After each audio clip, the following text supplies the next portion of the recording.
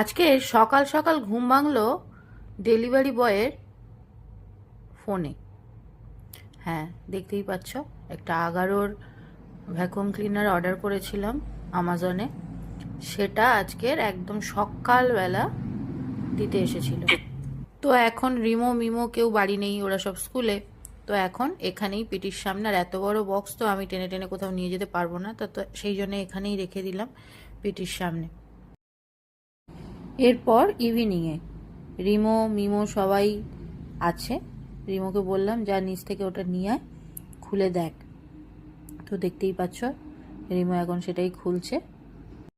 রাস্তার ধারে বাড়ি তো, তাই আমাদের বাড়িতে প্রচুর ধুলো। আর রিসেন্ট আমার একটু ডাস্ট অ্যালার্জি হচ্ছে, তো সেই জন্য একটা ভ্যাকুয়াম ক্লিনার নেব ভাবছিলাম। তো তাই নিয়ে নিলাম। আর 11-র এটা রিভিউ খুব ভালো ছিল, তো সেই জন্য এটাই নিয়েছি।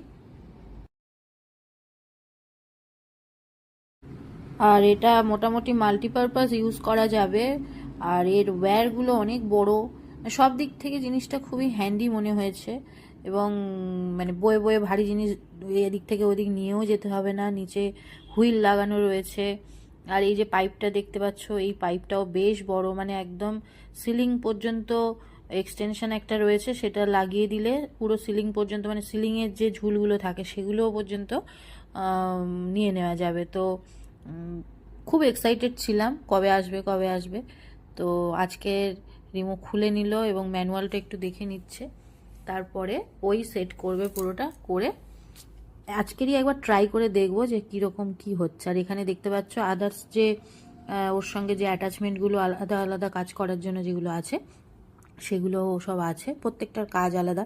এটা ওয়েট এবং ড্রাই দুটোই হবে।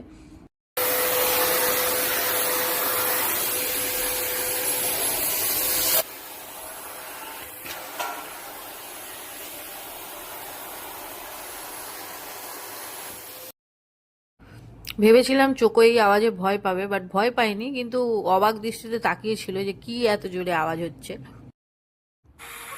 তো ব্যাপারটাতে আমি রিমো মিমো সবাই কিন্তু খুব মজা পেয়েছিলাম। দেখতেই পাচ্ছ ঝুলগুলোকে কীরমভাবে ও টেনে নিচ্ছে সাকশনের মাধ্যমে।